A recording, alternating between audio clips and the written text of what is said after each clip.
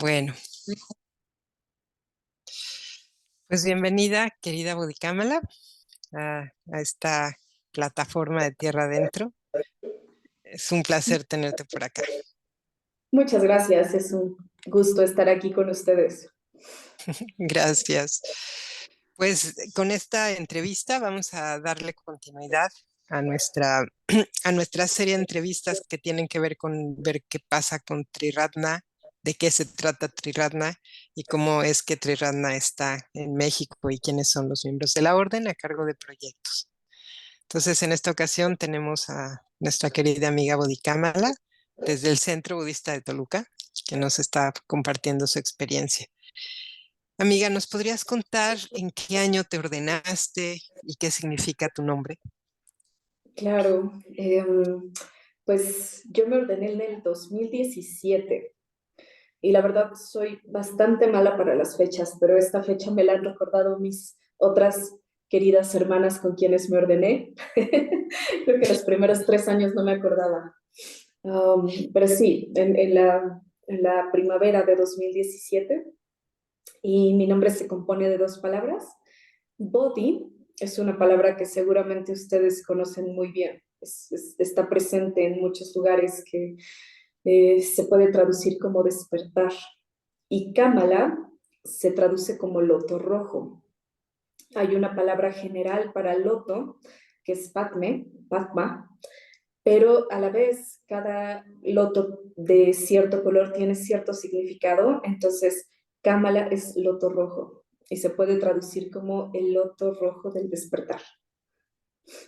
Wow, qué bonito nombre. Y bueno, pues ya que nos das toda esta explicación de lo que significa tu nombre y de todo el contexto de la ordenación, me imagino que cuando empezaste con tu práctica del budismo, hubo muchas cosas que te llamaron la atención, pero me gustaría preguntarte cómo es que llegaste en primer lugar al contacto con el Buda Dharma.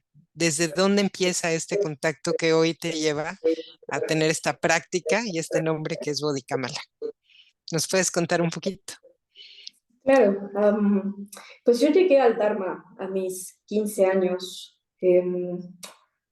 Sí, ya tiene un buen ratito. Estoy contenta porque el próximo año voy a cumplir 35 años, pero la verdad es que mi cumpleaños 35 es más como un aniversario 20 de estar en contacto con el Buda Dharma. Entonces tiene esa significancia para mí más que otra cosa, ¿no? Y llegué por casualidad, como suele ser para algunas personas. En esa época, mi abuela tenía ganas de aprender yoga y se enteró de un retiro de yoga y meditación y no quería ir sola.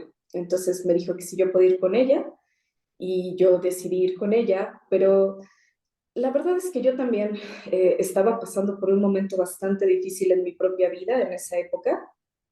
Creo que muchos de nosotros también encontramos el Dharma por pasar por momentos difíciles. Entonces, sí, a pesar de que no era, era bastante joven, ¿no? Pero a veces dukkha se presenta en cualquier edad y en cualquier momento.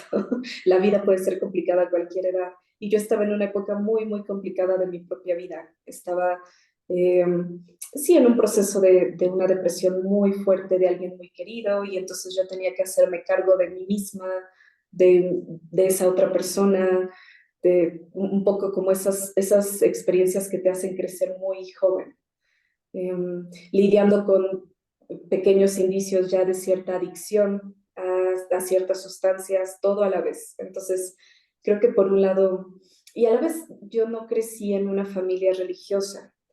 Eh, esta abuela de las que les platico, ella de hecho era hippie de los 60s, sí, sí, sí se imaginan a dónde lleva eso, ¿no? Ella era marxista y la religión es el opio del pueblo. Entonces, al menos del lado materno no tenía una formación religiosa para nada. Y yo era muy cómodamente atea desde pequeña. Bueno, sí, no me recuerdo nunca resonando con ninguna otra tradición y la idea de Dios me incomodaba incluso. Y en esa época estaba yo muy lectora de filosofía y cosas. Entonces, creo que traía ahí como ya cierta predisposición para resonar con algo que yo considerara o sintiera valioso. Sí traía una formación, bueno, mi familia paterna es católica pero cultural, no practicante realmente. Entonces, pues dije, bueno, vamos a ver qué dicen, ¿no? En ese momento el yoga no me gustó para nada. Ahora sí me gusta.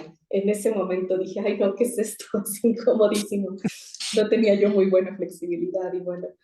Pero era, bueno, el retiro fue organizado por la Ciudad de México, el Centro Budista de la Ciudad de México, que en aquella época era lo único Triratna que había en México, ¿no? Como ya tuvieron aquí a Upek Shamat y les platico bastante, y Sadayoti y demás. Sadayoti todavía no regresaba de Inglaterra, de hecho, o sea, en esa época solo estaba Upek Shamati, Virasiri, y ya, Daya Chandra tenía un ratito nada más. Eran los únicos miembros de la orden en México y la única presencia Triratna.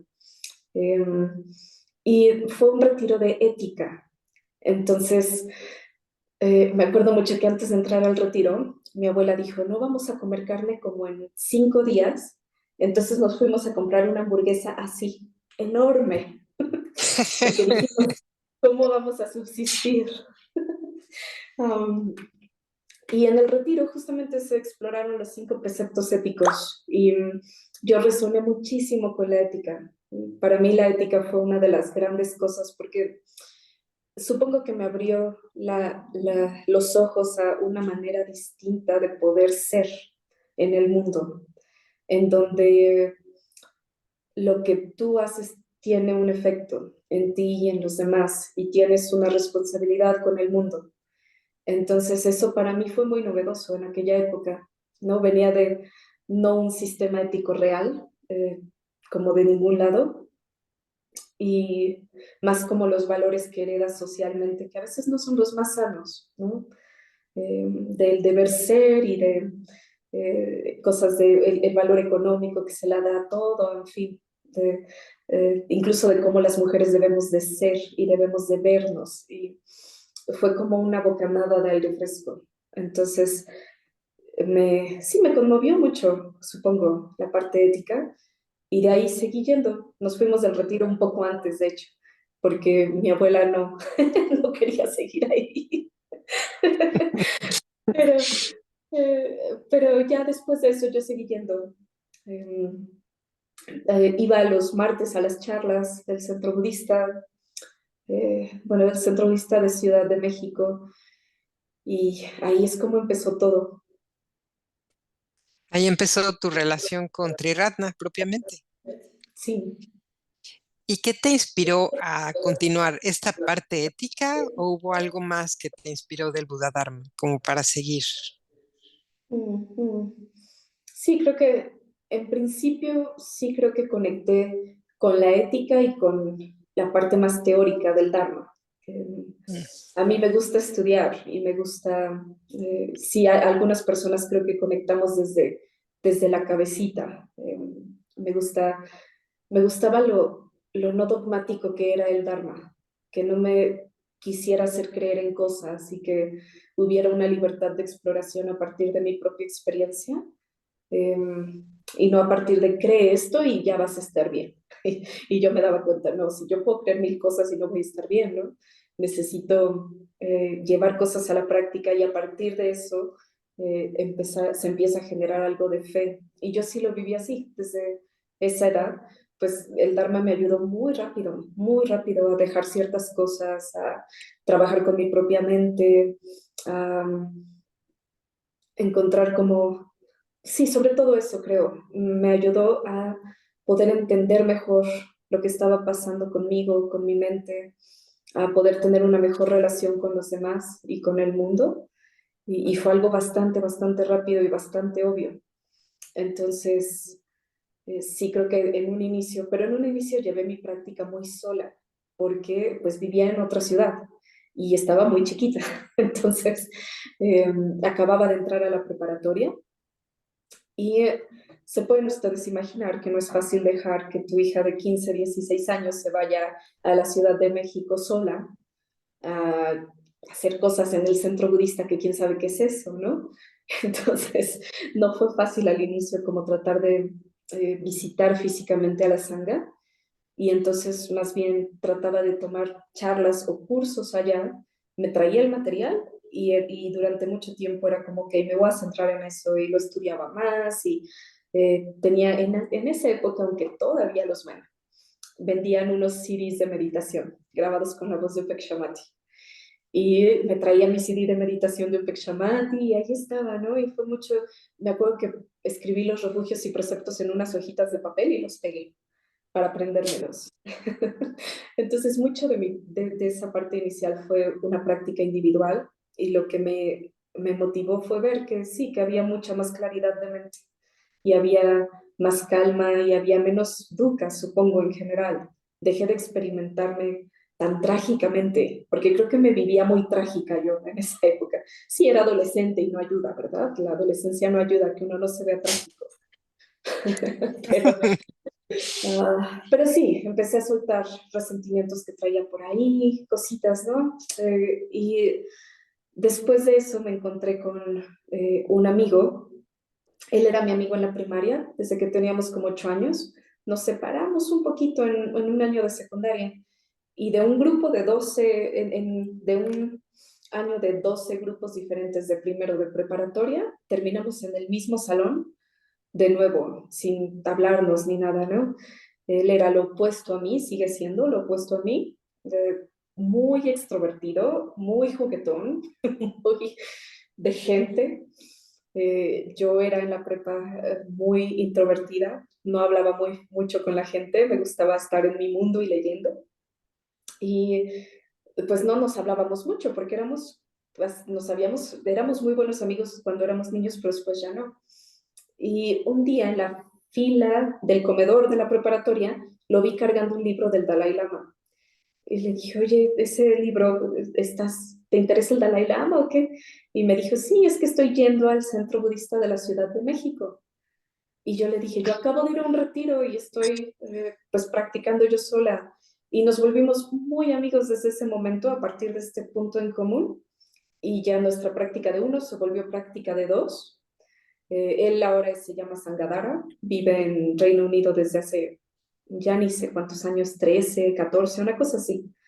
Pero en ese momento, pues los dos practicamos juntos y nos íbamos juntos a la Ciudad de México y era más fácil también no andar solita, ¿no? Entonces ya ahí empezamos formalmente a ir a varias actividades, al menos una vez por semana íbamos. Vendíamos galletas, yo hacía galletas en mi casa para pagar el pasaje y entonces llegábamos y bueno, cómprenme galletas para el camión de regreso, ¿no? Porque además no teníamos dinero, ni él ni yo teníamos nada de dinero para hacer eso y obviamente jamás nos cobraron. Eso es algo que siempre voy a agradecer mucho tanto al Centro Budista de Ciudad de México como institución, como a cada uno de los miembros de la orden, porque yo llegaba y les decía, no tengo dinero, con trabajos tengo para venir. Y me decían, vente, no pasa nada, ¿no? Y eso tuvo un efecto también fuerte, supongo, en mi relación con ellos. Claro. Wow, qué historia tan interesante. Esa parte no me la sabía. Gracias por compartirla. Bueno, ¿y qué pasó de ese momento al 2017 que te ordenas? ¿Cómo fue tu trayectoria? ¿Cómo es que sigue creciendo la inspiración hasta el punto en que pides ordenación y te ordenas? Uf, ok, voy a tratar de no hablar mucho, pero sí, era una época rara en mi vida. Creo que hay muchas ventajas de llegar muy joven al Dharma, sí las hay, porque desde muy pequeñito tienes herramientas para estar con tu propia mente, pero tiene sus desventajas también, porque hay otro tipo de madurez que no tienes y es una época de mucha expectativa de ti misma y de los demás. ¿Qué quieres hacer de tu vida? ¿Sabes? Es la pregunta que te hacen desde niño. ¿Qué vas a hacer cuando seas grande? Y que de pronto ya no es, ya tienes que dar una respuesta seria, ¿no? Nosotros empezamos, como nos sentíamos solitos en Toluca, empezamos un grupo de meditación que honestamente y viéndolo en retrospectiva, yo no sé cómo es que logramos hacer una cosa así y cómo la gente nos tomó en serio, porque yo tenía, sí, 18 años probablemente cuando empezó ese grupo de meditación. Sangadara tenía 19. Para ese tiempo ya estaba Ruchiramati también con nosotros, ninguno de nosotros ordenados, por supuesto, ¿no? Eh, y sí, solamente queríamos básicamente meditar con otros y tener algo de compañía. Y eso empezó a crecer nuestra inspiración, creo que de los tres. La gente venía y era receptiva, o al menos es lo que recuerdo. Y yo empecé a tener un lado fuerte de querer hacer algo útil por el mundo, pero sentía que mi propia personalidad no ayudaba, no favorecía a esa intención, porque pues pensaba, bueno, quiero hacer algo de activismo, por ejemplo, pero me daba cuenta que yo no tengo yo no, en ese momento sentía, ¿no? No, yo no tengo personalidad de activista para nada. Y lo que son las cosas, ¿no? Yo pensaba, yo no puedo hablar en público, yo no tengo la personalidad para dirigir cosas, entonces no encontraba como quería encontrar una forma de hacer algo positivo en el mundo que pudiera estar compatible con mi propia personalidad y no sentir que tenía que forzarme a ser otra persona y para poder hacer algo en el mundo. Y es la visión que tenía en esa época. Entonces, sí, me di cuenta que desde la orden era el lugar donde podía yo hacer esas cosas, porque empecé a notar cómo, en primer lugar, a darme cuenta cada vez más de que la práctica budista no se trata de mí, se trata del mundo, que no, eh, si estoy practicando por mí, hay algo ahí que no está del todo bien, porque es sabiduría básica, ¿no? Todos estamos para ponerlo muy coloquial, en el mismo barco del samsara, todos. Entonces, trabajar por uno mismo no tiene sentido y eso me era cada vez más evidente, pero a la vez me daba cuenta que en la práctica del Dharma podía empezar a encontrar una versión más genuina de mí, que no tuviera que ser parecida a nadie más. Estaba bien ser yo, digamos, ¿no? Ujú, No tenía ujú. que forzarme a ser otra persona y eso me gustaba. Entonces creo que sí, pues yo desde que tenía esa edad decía, yo lo único que quiero hacer es trabajar para el Dharma, yo no quiero hacer otra cosa.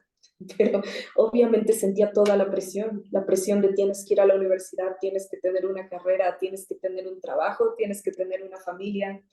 Um, yo no sentía ganas de tener una familia desde muy pequeña, solo yo decía, no tengo eso. Gente es maravillosa que tiene su gen materno, es precioso de ver, pero yo no sentía eso en mí, no me despertaba. Entonces era difícil para mí vivir en esa contradicción toda esa época, en la contradicción de yo quiero dedicar mi vida a esto, pero tengo que hacer esto. Eh, la presión Sí. de todos lados, ¿no? De estudia, de hacer una familia, de muchas cosas. Entonces, esa fue una época compleja. Eh, y bueno, pensé, ok, vamos a ir, me voy a ir aún así enfocando hacia allá, porque la vida da muchas vueltas. Quién sabe, en aquella época no lo veía muy posible, la verdad, dedicarme a lo que hago ahora. Entonces, bueno, fui a la universidad, pero mientras tanto estaba, como gran parte de mi energía siguió en la práctica, de todas las maneras posibles, en hacer amistad, en estudio, en meditación, en conocer la mente. Y fue hasta que terminé la universidad y me sentí súper libre, como ese ya casi broma que dicen, ¿no? Ya aquí está el título. Por fin puedo ser libre. Y un ratito después de acabar la universidad me fui a Adhisthana, a un curso eh, se dice que se llama algo así como entrenamiento en la vida del Dharma, algo así, que es un curso que se organiza en Adhisthana. Adhisthana es, podrías pensarlo para Triratna, el mayor centro de peregrinaje, el centro más importante en términos de que toda la forma operativa de nuestra orden está ahí. Y también, bueno, ahora que murió Sangharakshita, ahí está enterrado. Y es como un punto de encuentro de la orden de todo el mundo, el principal punto de encuentro. Entonces ellos organizan un curso para gente joven que vivan ahí 5 meses. En aquella época duraba 5 meses, ya no. Eh, yo fui como la segunda generación apenas, algo así, que vivan ahí y estén ahí en una vida intensiva en entrenamiento. Entonces me fui a Dishtana con 5 meses ahí a vivir en situaciones, sí, sí, de bastante intensidad. Fue difícil a veces, aprendí muchísimo de mí misma. Yo iba con toda la intención de dejarme moldear, ¿saben? En el sentido de ser abierta, receptiva y aprender todo lo que pudiera y no importa si no era fácil. Y no, no fue nada fácil. Descubrí muchas tendencias internas muy fuertes, eh, muchas... eh, sí, sí, sí, descubrí mucho sobre mí misma que no fue nada fácil de observar. Ideas sobre mí misma que yo tenía que ser fuerte todo el tiempo, ideas muy rígidas sobre la vulnerabilidad, no, yo no quiero ser vulnerable, no, eso no es para mí, y entiendo de dónde vienen, ¿no? Pero vi que estaban muy, muy internalizadas. Eh, Algo importantísimo de esa época fue que por distintas condiciones de mi adolescencia, cuando tenía unos 14 años, dije, yo jamás voy a volver a llorar. Y tenía un desprecio hacia la vulnerabilidad, de verdad desprecio, no me gustaba, me hacía enojar. Y no volví a llorar por años hasta ese tiempo en Adishtana, que probablemente yo tendría 25 años en esa época. Entonces son más de 10 años, ¿no? Y nada. Y en Adishtana todo se me aflojó, fue difícil porque ir, como volverte a abrir a todo eso, me abrí mucho a una dimensión emocional que había cerrado. En fin, fue un gran trabajo interno el que hice allá.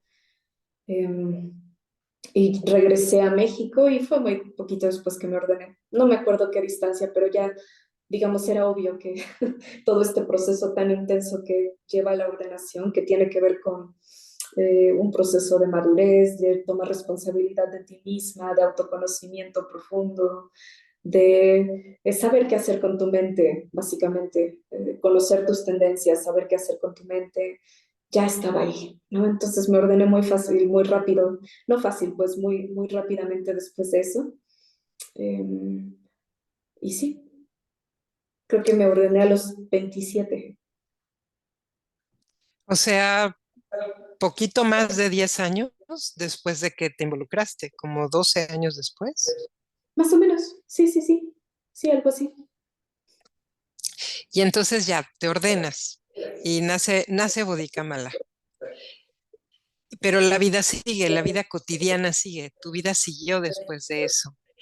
Y me pregunto, ¿cómo es la vida cotidiana de una mujer joven que va a refugio a las Tres Joyas? Pues creo que eso va a tener una forma diferente para cada una de nosotras, porque la práctica también se ve diferente para cada una de nosotras. Entonces, creo que tiene como una dimensión más profunda y una dimensión más práctica, ¿no? En términos prácticos, pues depende mucho de a qué nos dedicamos y cómo es nuestra vida diaria.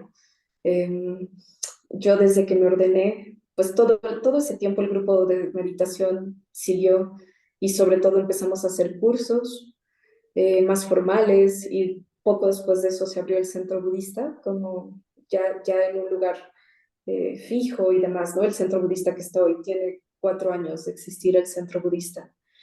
Eh, entonces, bueno, en términos prácticos, creo que de lo que más está presente es sí mantener como la conciencia de que no solo tu mente, pero tus acciones, hasta encontrar tus puntos de inspiración dependen de ti misma. Es muy importante.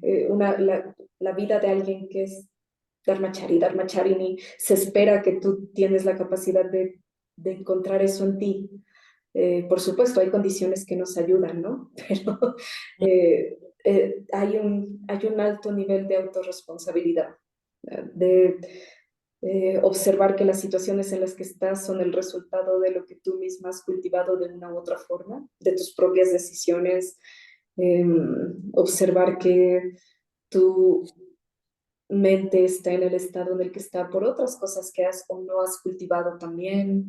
Que, entonces tiene mucho esa cualidad de responsabilidad, pero es una responsabilidad muy amorosa. Eso siempre me es muy importante aclarar, porque a veces cuando pensamos en eso surgen tendencias como culpa o como autorrecriminación y no, es como una autorresponsabilidad llena de meta o una responsabilidad que viene de meta, todo el tiempo tiene que venir de meta. Entonces ahí está, ¿no? Y creo que sí hay una clase como receptividad ética ahí detrás todo el día. Y lo veo en todos mis amigos, ¿no? Veo esa sensibilidad ética muy fuerte en ellos también. No, no fácilmente te deslindas de tu responsabilidad con el mundo. Entonces ahí está eso. Creo que ser miembro de la orden no es importante saber eso, no es una cosa de estatus, no porque eres un miembro de la orden eres más sabio que otras personas, definitivamente que no. No es pertenecer a un club social, no, los miembros de la orden somos casi que servidores, por así decir. La vida como miembro de la orden es una vida de servicio a otros y de servicio a partir de lo que para ti fue útil en su momento. Y eso no nos hace maestros tampoco, ni ser miembro de la orden significa enseñar, dharma. No todos vamos a ser buenos haciendo eso y está bien, ¿no? Pero sirves al mundo a partir de ser un agente ético, por ejemplo. Sirves al mundo a partir de tu ejemplo, a partir de tu escucha, a partir de ser una semillita de cambio en el mundo. Y puede ser desde tu profesión, ¿no? Por eso digo, en realidad yo tengo una vida muy particular que otras personas no van a tener, pero la mayoría Claro. de miembros de la orden no viven como yo. La mayoría de miembros de la orden viven como mamás, como maestras, maestras de escuela, digamos, ¿no? Como doctores, como psicólogos, como... Eso es como la mayoría de la gente vive su ser miembro de la orden, ¿no? Y, y el servicio está implícito. Es eso de realmente generar conexiones significativas con las personas. Entonces, creo que así es como se va viendo, ¿no? Y ya pues va tomando forma en función de cómo vamos nosotros viviendo nuestra vida. Claro. Y bueno, en tu vida, la vida de Bodhikamaala, en el presente, justamente decías, no toda la gente va a vivir como yo. Tú tienes muchas responsabilidades entre Ratna. Estás involucrada en varios proyectos. ¿Nos puedes contar un poco de eso? Sí, claro, por eso les digo, mi vida sí es un poco extraña. Hasta para mis pocos amigos no budistas es como, ¿qué haces? Para mi familia es rarísimo, por ejemplo, porque bueno, yo sí, soy directora del Centro Budista de Toluca. Obviamente lo cofundamos Ruchiramati y yo. Em, entonces, esa es una. Y en el día a día, mucho de lo que se trata es de asegurarnos que el principio fundamental del centro budista no se pierda.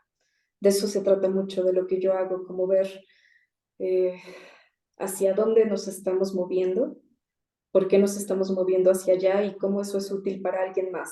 Porque un centro budista solo es un espacio que tiene como objetivo traer bienestar a otros, ¿no? A partir de lo que te hizo bien a ti, ¿no? Yo creo tanto en lo que hago porque a mí me cambió la vida, me salvó la vida, incluso literalmente, ¿no? Y pues quiero que la gente tenga esas herramientas también. Quiero, sobre todo porque veo tanto sufrimiento a mi alrededor, que claro que quiero que la gente encuentre formas para estar más tranquila, más contenta, viva más plena. Entonces, mucho de lo que yo hago es asegurarme de que en la medida de nuestras capacidades y posibilidades, porque no somos perfectos, pero eso esté pasando, ¿no? Entonces, me dedico a eso, gran parte de mi día está enfocado en el centro budista de una u otra forma. Bueno, yo también doy cursos y cosas en el centro budista, ¿no? Claro. Em, bueno, soy parte del equipo que apoya a las mujeres en el proceso de ordenación, junto con otras 5 dharmacharinis.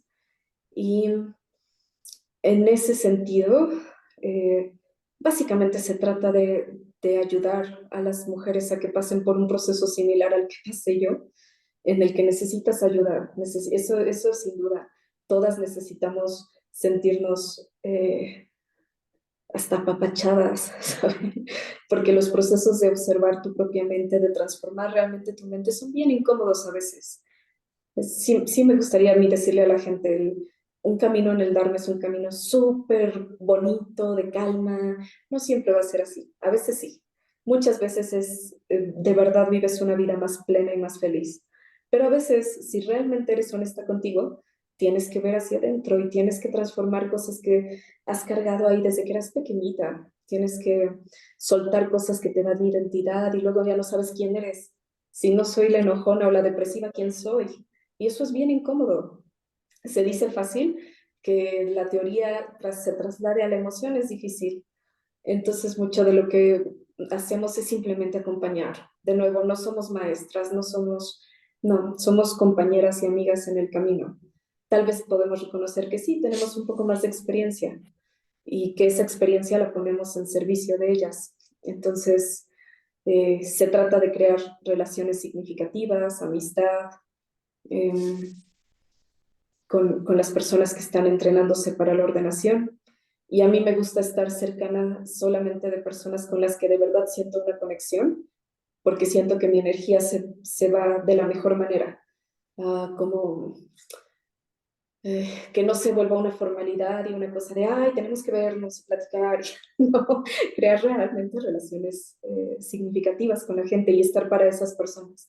Entonces hay por ahí algunas de ellas con quien trato de cultivar una amistad más cercana y siempre que alguien llega y me lo dice, lo tomo muy en serio. Cuando alguien me dice, quiero tener una relación más cercana contigo, pongo mucha de mi energía en ella, o sí, en esa persona. Um, y bueno, además de eso, ¿qué será? Híjole, es que sí. Como grupos, como centros, nos gusta reunirnos cada cierto tiempo para asegurarnos que estemos funcionando en sintonía todos entre nosotros, que el Centro Budista de la Ciudad de México, de Toluca, de Satélite, de Cuernavaca, el grupo de Puebla, eh, sabes, todos somos parte de la misma cosa y necesitamos apoyarnos entre nosotros, compartimos ciertas experiencias, necesitamos asegurarnos que estamos enseñando de la manera que sigue el corazoncito de la orden, ¿no? Entonces nos reunimos cada cierto tiempo, por supuesto tierra adentro también, eh, y eso yo me encargo como de convocar estos espacios de reunión y a la vez llevar todo lo que eso surge a Triratna en un nivel internacional. Entonces, Triratna tiene una organización internacional que se llama el Consejo Internacional y ahí es básicamente el espacio en el que las personas de distintos lugares del mundo convergemos y nos aseguramos de que estamos como siguiendo los mismos principios, somos la misma cosa. Entonces, bueno, soy parte de eso y me dedico a compilar todas nuestras necesidades en esta área latinoamericana y llevarlas afuera y asegurarnos de que seamos vistos, escuchados, de que Triratna Latinoamérica tenga un piecito en el mundo. Entonces, también hago eso. Y muy recientemente empecé a trabajar ya formalmente para la orden, ayudando a crear canales de comunicación. Básicamente ese es ese trabajo en las distintas estructuras de la orden, abrir y crear canales de comunicación. Entonces sí, mucho de lo que hago es súper bonito porque es muy internacional y me da muchas perspectivas. Eso es lo que me gusta de lo internacional, que en la internacionalidad se rompen barreras culturales, se rompen hábitos sociales y te quedas como más encuerado en ese sentido. Es como son relaciones profundas porque no hay mucho de lo que social y culturalmente a veces no vemos. Y Ujú. es muy rico, te da mucha perspectiva. Entonces, sí, pues sí, creo que es todo. Casi nada. Y bueno, tienes una perspectiva bastante amplia cuando lo vemos desde ese punto de vista, ¿no? Desde todas las trincheras en las que llevas a cabo alguna actividad. Supongo que puedes tener esta perspectiva que te permita contarnos un poco de cómo ves tú, cómo te imaginas tú a Triratna en México a corto, mediano y largo plazo.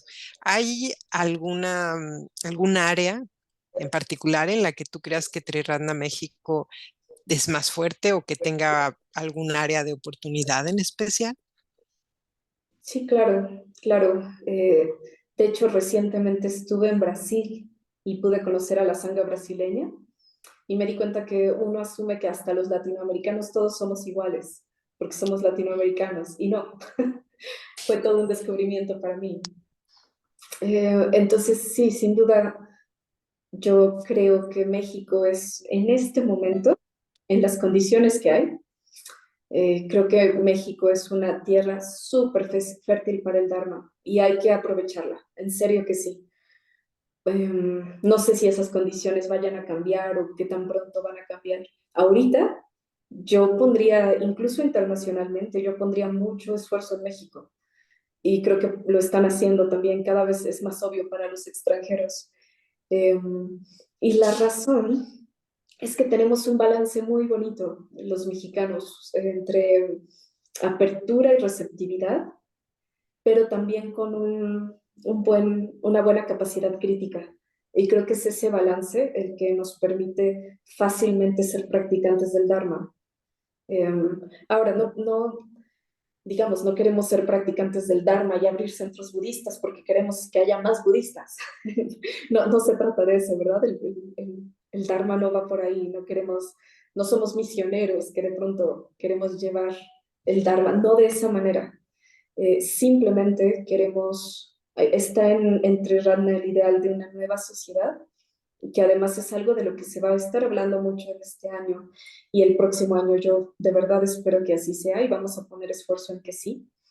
Y simplemente, si tenemos personas en el mundo cada vez más conscientes, más amables, más receptivas, digamos, más humanas, tiene un efecto en nuestra sociedad. Tú lo puedes ver, ustedes que están aquí hoy, seguro lo pueden ver solamente siendo ustedes un pedacito de positividad en donde están. Y no tienes que ser budista para eso, ¿no? Algunos lo seremos, otros no, pero es como esa conciencia de ti mismo, de los demás, es algo que se contagia y es algo que va teniendo un efecto y que realmente puede ir cambiando una sociedad poquito a poquito, porque la sociedad solamente somos solo conjuntos de grupos humanos. Entonces, mientras más grupos humanos tienen una cualidad más positiva, y no solo positiva, de verdad es más compasiva, Mm. más, sí, más amable, más receptiva, menos reactiva. Entonces empieza con uno y uno va como teniendo ese efecto en su familia o en las personas que le rodean y se empieza a contagiar. Y por eso es que Triratna hace lo que hace. Por eso es que abrimos centros budistas y tratamos, claro, qué gusto nos da cuando gente se inspira, se hace mitra, ¿no? Qué maravilla, eso me gusta muchísimo, ¿no? Y me anima a seguir adelante porque también lo que hacemos, trabajamos muchísimo. Los que trabajamos para la orden, trabajamos, yo a veces siento más que si tuvieras otro trabajo. Y todo el tiempo estás expuesto, todo el tiempo estás visto, todo el tiempo. Entonces necesitas un alto grado de observación mental, un alto grado de ecuanimidad para hacer para hacer mucho en la orden. Pero a la vez ves que tiene un efecto en el mundo. Entonces, de eso se trata. Y creo que en México tenemos la receptividad para hacerlo. Entonces, creo que México, ¿qué será? En estos 20 años va a crecer bastante si hay las condiciones adecuadas. Creo que tenemos el potencial para crecer mucho como orden y desde ahí empezar a tener un impacto social eh, que, bueno, quizá no se ve tanto en México, quizá no, porque la forma en la que Triragna actúa socialmente cambia en función del lugar y en función de las necesidades. Entonces, por ejemplo, en India Triratna actúa mucho en términos sociales, pero sociales creando escuelas y creando cosas para niñas, para que se puedan defender mejor, porque viven una situación compleja, ¿no? Pero también porque hay toda una base de recaudación de fondos inmensa detrás. Em, entonces, claro, en México tal vez en este momento no tenemos las condiciones para hacer ese tipo de labor social ahorita, porque sobre todo no tenemos dinero. La orden no es una orden que tenga mucho dinero, también eso les cuento. Eso siempre es un problema. Entonces medio logramos de fundraising sacar para ciertas cosas y ahí la llevamos. Ahí la llevamos. No tenemos patrocinadores ricos. Otras órdenes budistas tienen muchos patrocinadores muy ricos y la hacen más fácil, ¿no? Nosotros, pues, entre nosotros juntamos y entre nosotros generamos iniciativas como orden internacionalmente. Entonces, sí tenemos esas limitaciones, pero a la vez me doy cuenta que, por ejemplo, en los pequeños centros o grandes centros, la gente que ya está ahí empieza entonces a tener iniciativas sociales. Eh, el mismo proyecto Tierra Adentro es un ejemplo de ello. Entonces, sí, creo que definitivamente para México hay mucho, mucho potencial.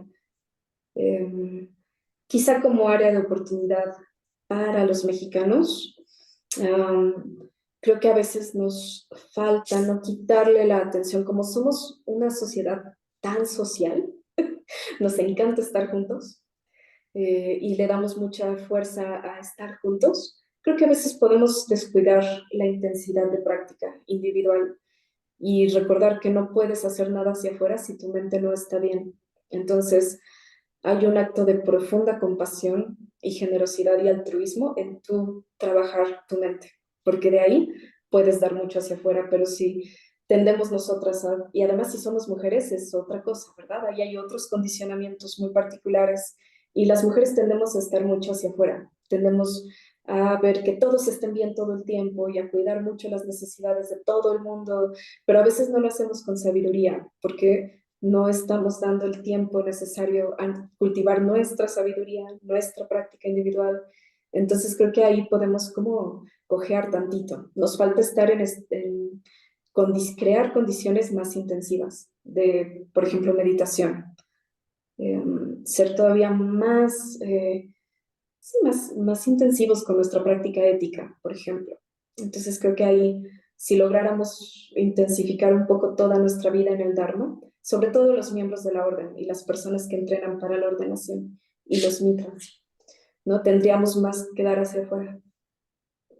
Claro, pues eso nos deja mucha tarea, naturalmente, ¿no?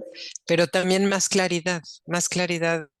Creo que con todo lo que nos has compartido, te agradezco mucho porque siento que nos has dado un panorama mucho más claro y mucho más amplio de lo que es la práctica, la inspiración y también Triratna.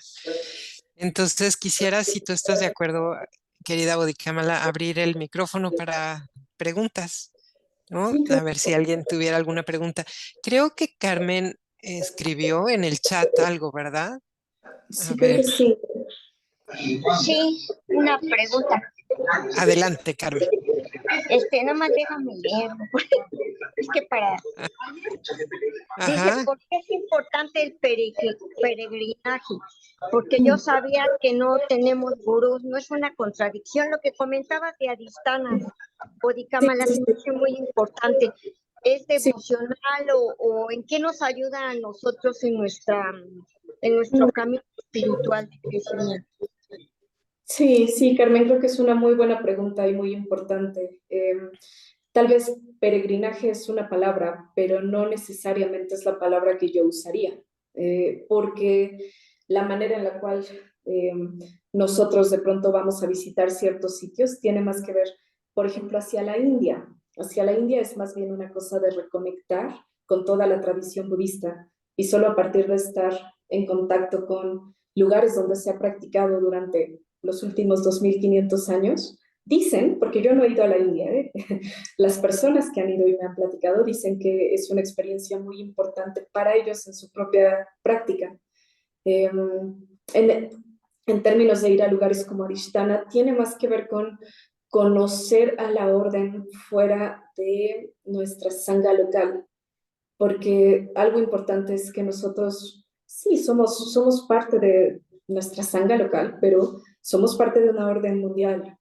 Y a veces podemos creer que ciertos hábitos locales es Triratna, y no es así. Cada sangha va a tener de pronto, empieza a desarrollar ciertos hábitos y hasta cierto discurso, en su propio espacio. Es natural en todos nosotros, pero a veces confundimos ciertas formas de funcionar con Triratna, como si fuera parte de la orden, y no nos damos cuenta de que no es así, de que simplemente eso es algo que se da en esta sangha. Ya no digas en el mundo, se da en esa área, en Toluca, por ejemplo, o es algo que solo pasa en Cuernavaca. Y como no tenemos contacto con gente de otras sanghas, pensamos que eso es Triratna entero y nuestro panorama es un poquito estrecho. Entonces, cuando hablamos de viajar a otros lugares para conocer la orden, tiene que ver sobre todo con eso, con que tengamos una visión mucho más objetiva de los principios de la orden, pero no solo de la orden como Triratna, de los principios del budismo mismo, y podamos distinguir qué cosa es budismo, qué cosa es solo algo social, qué parte es Triratna, qué parte solamente es algo que pasa en mi centro local y yo no me había dado cuenta. Entonces, bueno, a veces utilizamos la palabra peregrinaje porque es como más mítica, ¿no? Nos remite a algo también más grande, más trascendental, pero, eh, pero sí, no va como en una cosa de vamos a ir a alabar a alguien o algo así, ¿no? Es una cosa más bien de cómo podemos ampliar nuestra perspectiva. Gracias, Bodhi Kamala. Creo que Tania te quiere hacer una pregunta. Adelante, Tania. Eh, bueno, yo quiero decirle a Bodhicámara que la admiro mucho desde hace mucho tiempo. De verdad, de verdad, de verdad, me inspiras mucho, ¿no? En tus clases, en tus conferencias, te sigo. Te sigo de cerca y en silencio. Pero, sobre todo, quería decir, con respecto a las palabras, hay palabras que nos hacen ruido por nuestra historia personal. Y para mí peregrinaje me dice un montón. Es decir, me dice, voy a Distana a un peregrinaje y no voy a contactar por mi centro base, ¿no? Mm. Voy a contactar con las personas que no conozco, que a final de cuentas pertenecen a mi comunidad Triratna, Mm. ¿no? De tal forma que el concepto de peregrinación es salir de un lugar e irse a otro, solamente, ¿no? Mm. Y lo que dijiste, o sea, salir de nuestro concepto probablemente mexicano, ¿no? Acá, ver el otro concepto, Radna, que ha de ser también hermosísimo. Nunca he estado en Adistana, espero estar, pero a mí a mí sí me gusta el término, por ejemplo. Y el término peregrinaje en la India, bueno, ahí le hace honor, ¿no? Pero es exactamente lo mismo. Creo yo que no hay que tenerle miedo a las palabras.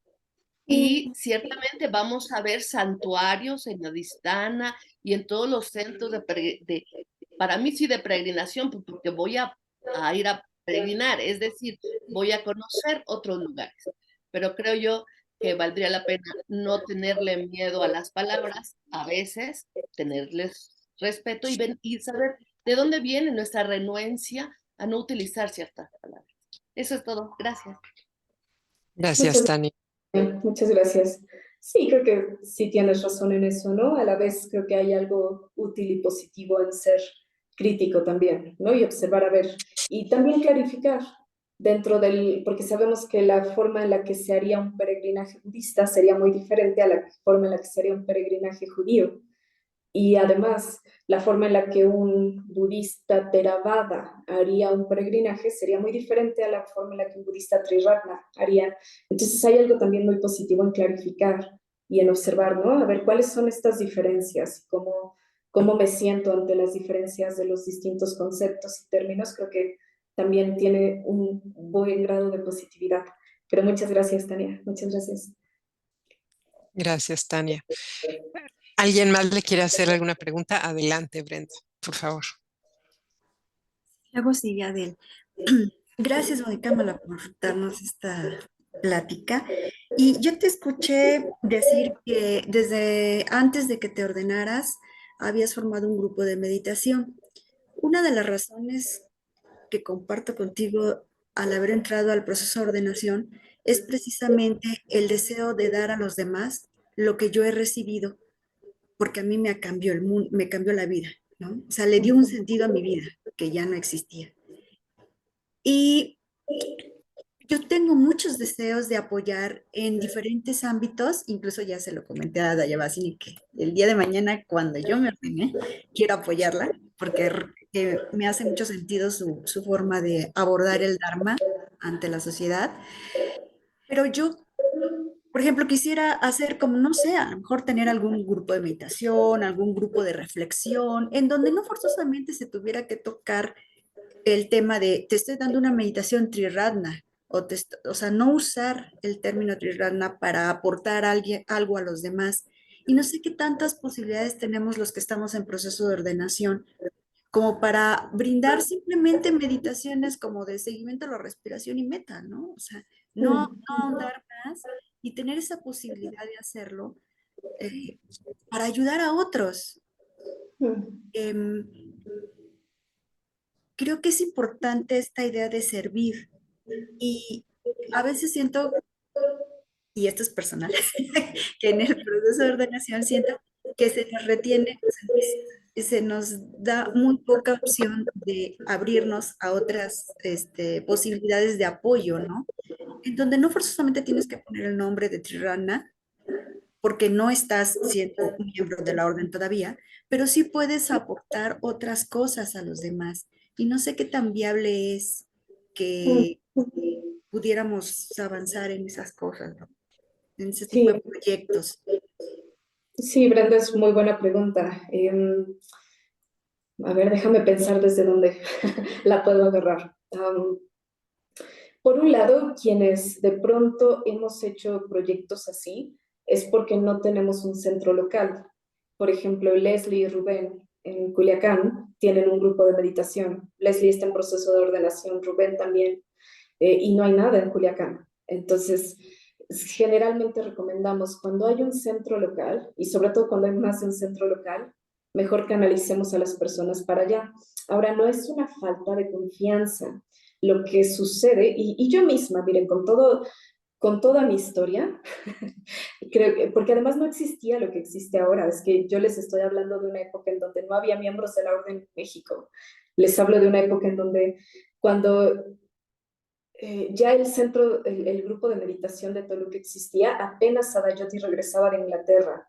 Y en ese tiempo eran 3 miembros de la orden, 4 miembros de la orden, que obviamente es una situación tan diferente a los 50 y cacho miembros de la orden que hay en México, 4 centros budistas, ¿me entienden? Ya es como otra condición. Y la razón principal por la que aconsejamos que nos esperemos tantito tiene más que ver con el beneficio individual que otra cosa. Porque cuando tú estás dirigiendo meditación, incluso algo tan sencillo como dirigir meditación, y podemos nosotras como tener sentir que tenemos muy dominadas las técnicas. Yo no siento que tengo dominada ninguna técnica de meditación, por ejemplo, ¿no? Eh, Te vas dando cuenta también de que lo que tú estás compartiendo cuando compartes el Dharma, porque compartir meditación es compartir el Dharma, aunque no le digamos así, y eso también tiene sus bemoles.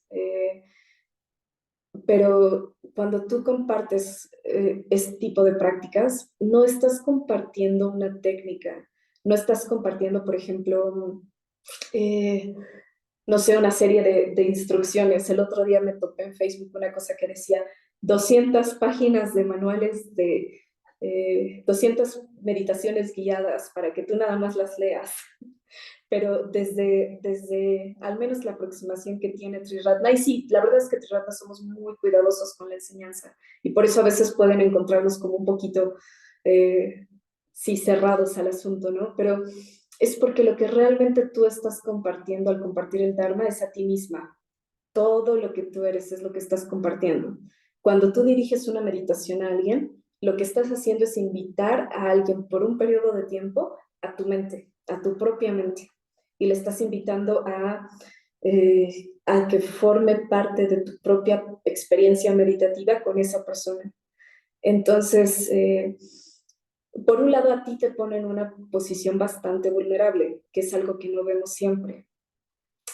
Porque dejar entrar a alguien a ese nivel de intimidad de ti misma es algo fuerte de hacer. Y por otro lado, tú tienes que tener una mente tan sólida, tan bien establecida en sí misma, que no siempre es el caso, ¿no? Y ahora estoy hablando a nivel general, no estoy hablando de Brenda en particular, ¿no? Pero si nosotras estamos en el proceso, bueno, yo estuve en el proceso de ordenación y muchos años además, porque no existía el proceso de ordenación cuando yo me ordené. Era una cosa mucho menos clara de lo que es ahora, con menos apoyo de lo que hay ahora. Y mi propio proceso, pues sí, era un proceso donde la verdad estaba yo pues pasando por a veces momentos bien difíciles, a veces había confusión, a veces, es decir, es como el proceso de ordenación es el proceso de integrar nuestra psique, ¿no? Gente a lo mejor ya tiene eso muy dominado, pero a veces hay otras capitas todavía de la cebolla que podemos ir abriendo. Y si estoy en medio de ese proceso y estoy dirigiendo meditación, pues es bastante complejo, no es muy útil para una misma. Lo mejor que a mí me hubiera también sido de mucho beneficio y también por eso yo misma, en una enorme parte de mi propio proceso de ordenación, cerré el grupo de meditación de Toluca, porque me di cuenta de esto exactamente. Y dije, no, a ver, toda mi energía tiene que ir primero hacia formar la versión más sólida posible de mí para tener más que dar hacia afuera. Entonces, sí, en ese sentido es que a veces les sugerimos, ¿no? Si tienes gente que ya se dedica a hacer eso en un espacio establecido, invítalos a tu centro local. Ahora, si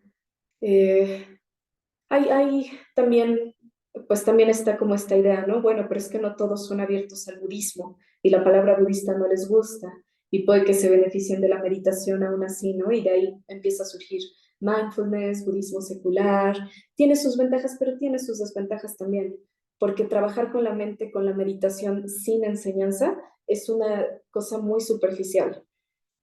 No sé qué tan polémico sea lo que voy a decir, pero siento que mindfulness sin Dharma es muy superficial lo que logra. Entonces, no queremos tampoco conducir al Dharma así, ¿no? Lo ideal es que pudiéramos como sí tener ese efecto en el mundo, pero sazonadito, digamos, con visión clara. Entonces, a la vez, ¿no? No hay una cosa de... Bueno, esa es la razón por la que no las animamos mucho de pronto a que mientras estamos en este proceso estemos dando cursos y estemos dirigiendo meditaciones, pero a la vez, si hay algo que realmente te mueve, te inspira, siempre puedes buscar formas de explorarlo con personas. Cada caso es distinto. No es una regla, eso es muy importante que lo sepan. No hay una regla en el proceso de ordenación que dice, no pueden hacer eso. No, no, no, no.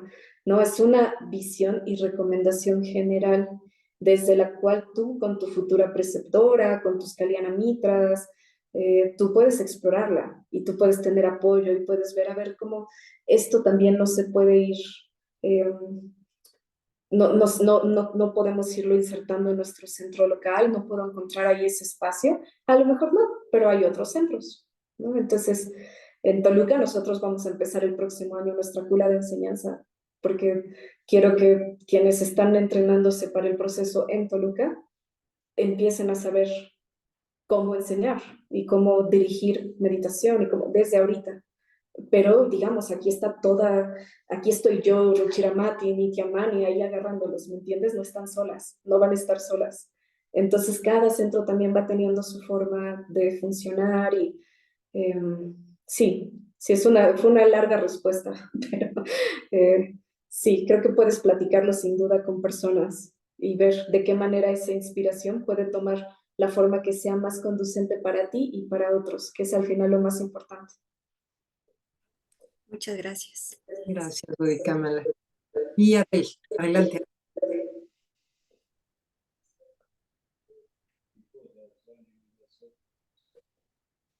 ¿Quieres hacer una pregunta, Adel? Sí, adelante. Nada más abre tu micrófono, por favor. Ya.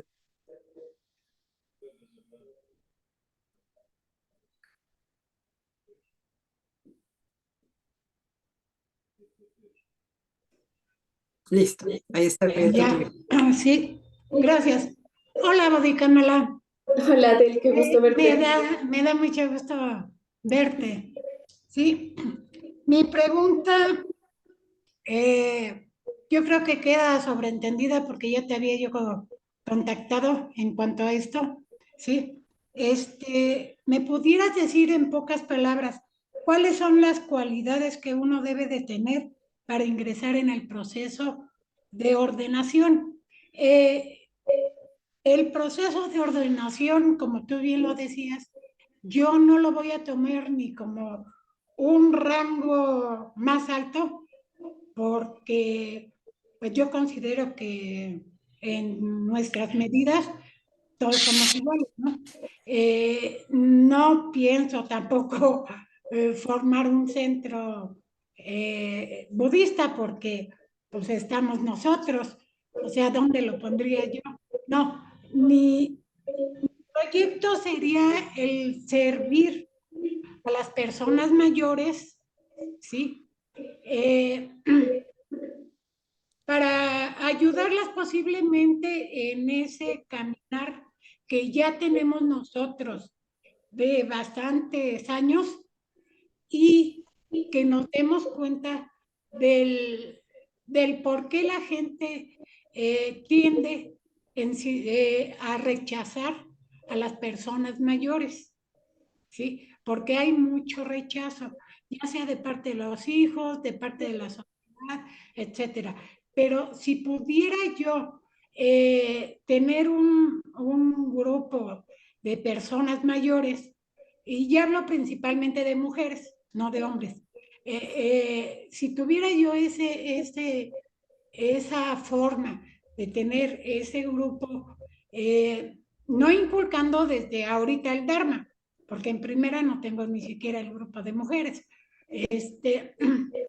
pero sí me gustaría ayudar en ese sentido. Tú has sabido, pues, gran parte de mi vida, todo lo que he tenido, pero me gustaría a mí cooperar a través de eso, pero ya como con el proceso de ordenación. Esa sería mi pregunta. Gracias, Bodi. Sí, Gracias, Adel, creo que no se trata de cualidades individuales. El proceso de ordenación mucho se trata de condiciones objetivas. Eso es todo. Porque el proceso de ordenación requiere de ciertas condiciones. Cuando tenemos las condiciones para entrar al proceso, cualquier persona puede entrar al proceso de ordenación, cualquiera. Entonces, ¿cuáles son esas condiciones? Pues tener la suficiente salud, por ejemplo, ¿no? Salud para poder estar en un retiro de 10 días, 1 o 2 veces al año, bien, estable, ¿no? Esa es una.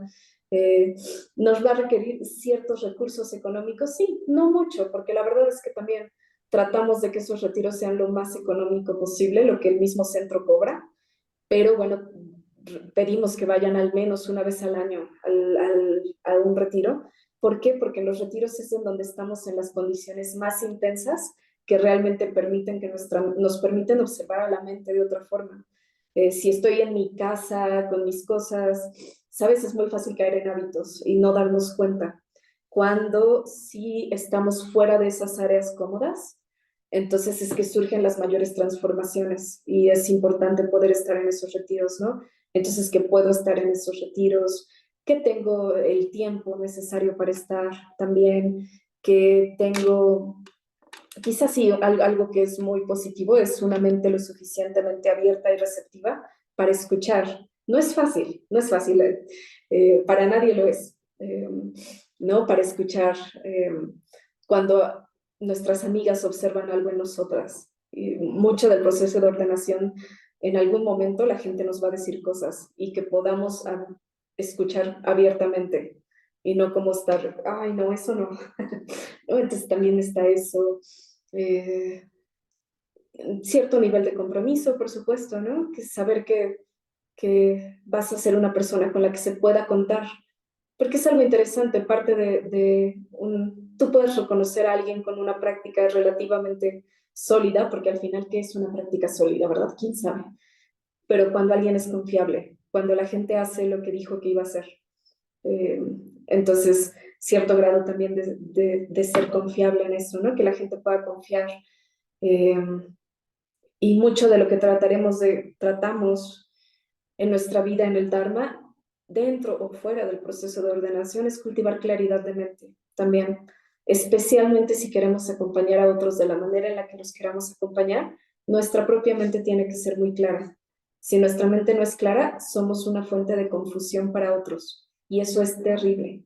Entonces, esa es otra de las razones por las que no recomendamos tanto enseñar o dirigir cosas, porque no es un caso muy individual, ¿no? Para cada quien va a ser distinto, pero necesitamos para ofrecer claridad y apoyo a otros, tener una mente clara nosotros mismos, eh, que tiene que ver con observar cuando lo que estamos diciendo es real o es un prejuicio o es una interpretación, ese tipo de cosas, ¿no? Entonces, sí, se trata de eso, ¿no? Si yo tengo la salud suficiente, las posibilidades de moverme hacia donde tengo que ir, por ejemplo, a los retiros, que tengo la forma de llegar, la forma de volver, que puedo estar bien en mi cuerpo ahí, si tengo la forma el tiempo, por ejemplo, para dedicarle al estudio, entonces cualquier persona puede entrar. Y no son tampoco como obstáculos, eso es importante saber, es que la persona que no tiene esas condiciones y entra al proceso de ordenación se frustra mucho. Y lo que menos queremos es que se frustren, porque hay algo que no está siendo satisfecho en su propio proceso, ¿no? Entonces pueden pasar años y años y años y años y la gente no se ordena porque no está teniendo todas las condiciones necesarias para no solamente que su ir a refugio sea lo más efectivo posible, sino que otros lo podamos atestiguar, que es lo único que nosotras hacemos, es atestiguar su propio proceso individual y apoyarlo en lo posible.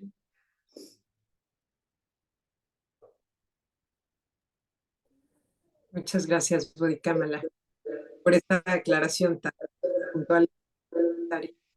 Leslie, ¿quieres comentarle algo, preguntarle algo? Bodhikamalah, Gracias, adelante. querida.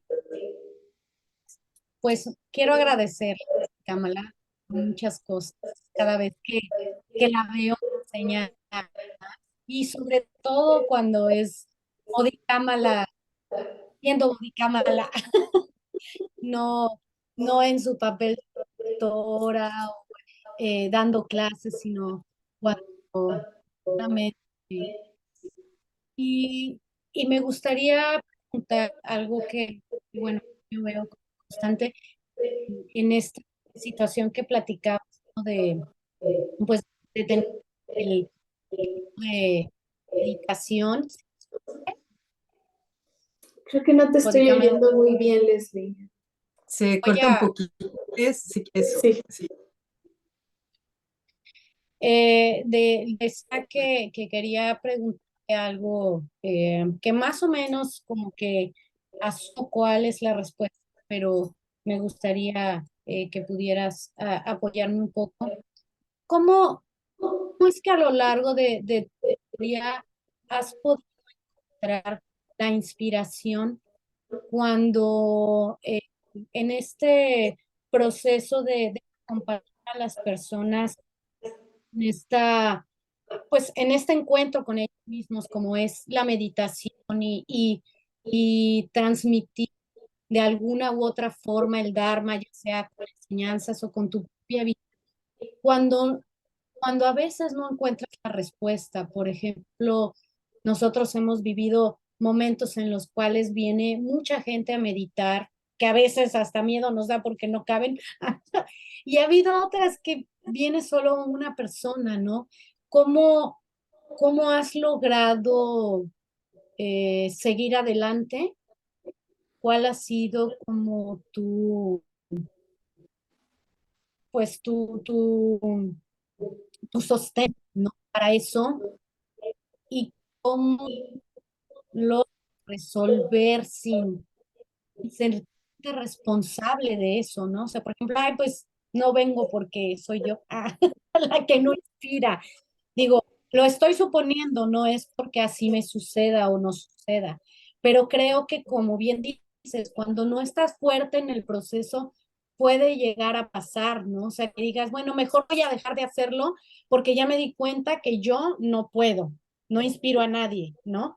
Algo así. O sea, ¿cómo has logrado encontrar esa fuerza y sacarte de, de la causa, ¿no? Eso. Espero haber sido clara. Y Sí, muchas gracias, Leslie. Pues mira, lo primero que te diría es que es un proceso y yo soy el resultado de muchos años de práctica y me queda muchísimo por aprender, ¿no? Entonces no es algo que pude hacer de un momento al otro. Y creo que hay algo muy sano de pronto. Te digo, nosotros pausamos muchos años el grupo de meditación porque nos dimos cuenta justo de eso, que en ese momento no teníamos las condiciones mentales y emocionales para vivir. Entonces necesitábamos trabajar en ellas. Y hay algo muy positivo en darte cuenta de eso. A veces podemos como sentir que entonces estamos fallando, ¿no? Pero no, para nada. El éxito se encuentra en la honestidad con una misma. Entonces, si en algún momento te topas con esa situación, creo que hay algo también muy saludable en decir, este es el momento para ir hacia adentro.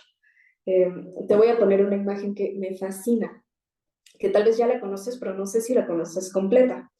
En la orden utilizamos como figura mítica Avalokiteshvara. Y ya sabemos eso, ¿no? Y sabemos que todos los bracitos de Avalokiteshvara somos cada uno de nosotros ofreciendo algo al mundo. Pero hay otras partes de Avalokiteshvara. Avalokiteshvara tiene los bracitos aquí con la joya del Chintamani. Y esta es la parte que representa cada uno de nosotros yendo hacia adentro y viendo por su bienestar y sus necesidades en ese momento. Y hay otra parte de Avalokiteshvara que es esta parte de acá, y esta parte representa la sabiduría de observar en qué momento soy una mano que va hacia afuera y en qué momento me tengo que ir hacia adentro. Entonces todos los que hacemos lo que hacemos, necesitamos vivir en una constante balance entre ambas. Y a veces nos gana el sentido de querer ayudar se vuelve tan fuerte que perdemos sabiduría y no nos damos cuenta, no puedo ayudar así, no estoy suficientemente sólida aquí y necesito un break.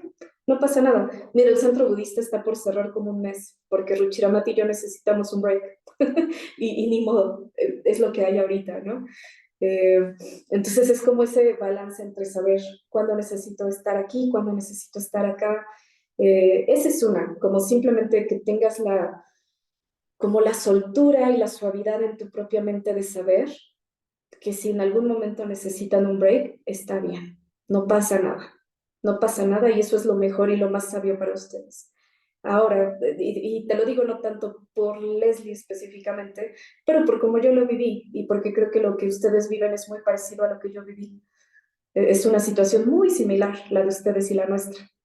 Entonces, esa es una forma, ¿no? Otra es recordar que no, y eso es muy difícil, pero con el tiempo se va logrando. Recordar que no se trata de mí. Y al recordar que no se trata de mí, te das cuenta que tu mejor esfuerzo es suficiente. Tú lo que eres como eres es suficiente, no necesitas hacer absolutamente nada más ni hacer otra cosa. Pero a veces sentimos, a mí me pasa, a mí me pasa que ahorita doy un curso, la primera sesión hay mucha gente, y la segunda no viene mucha gente, y hoy me lo tomo bien personal. No lo hice bien, seguro no fui clara, no hablé bien, ahí está mi vocecita. Mi Mara particular es el no eres suficientemente buena, y es un venenito fuerte en mi propia mente.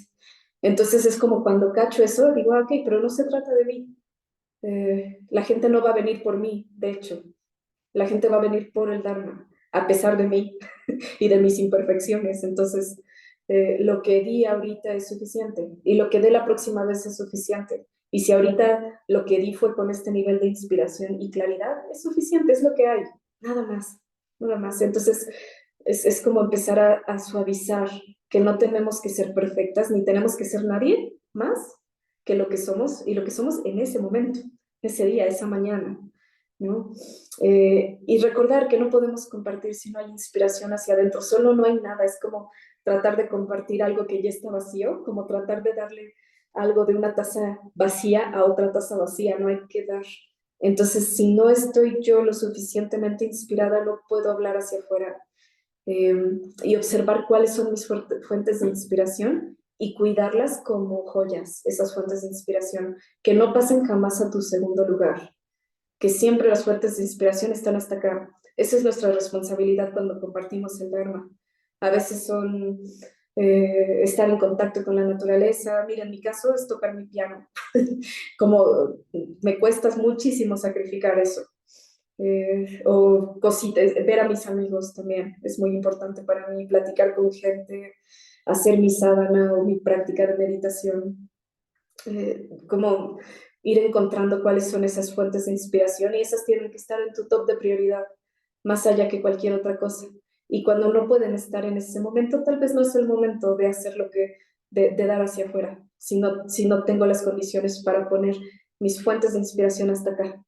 Entonces es como un proceso también reflexivo, ¿no?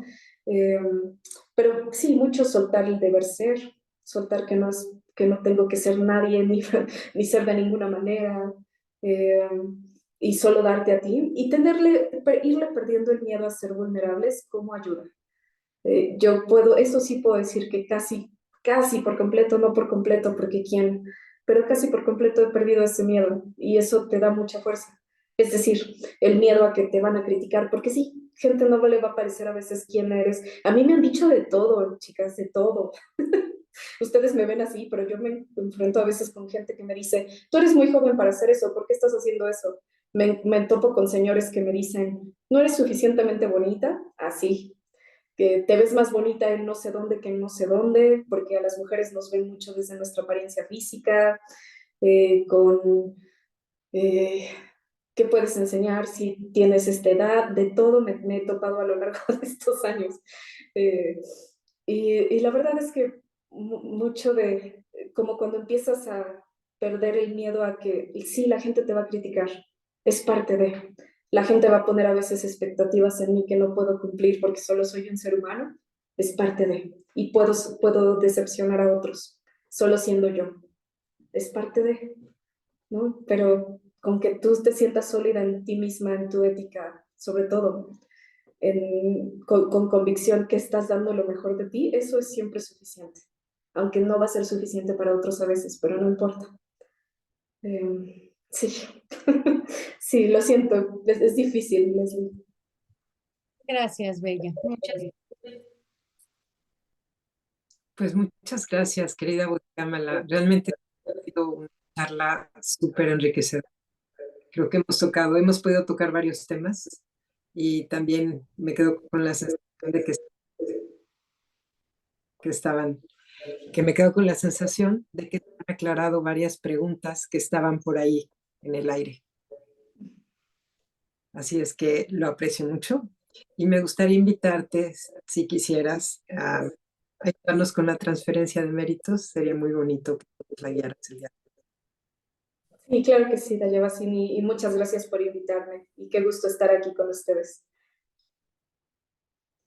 Vale, pues vamos a hacer la transferencia de méritos al unísono.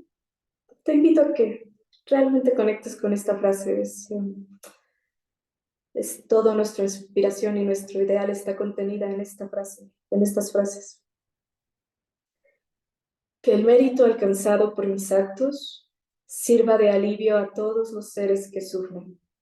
Mi personalidad a través de mis existencias, mis posesiones y mis méritos en las tres vías, renuncio yo a ellos sin reserva alguna por el beneficio de todos los seres. Así como la tierra y otros elementos se hacen útiles de mil y una formas al infinito número de seres que habitan el espacio ilimitado, que así, de igual modo, yo me transforme en algo que mantenga a todos los seres situados a través del espacio, hasta que todos ellos hayan alcanzado paso.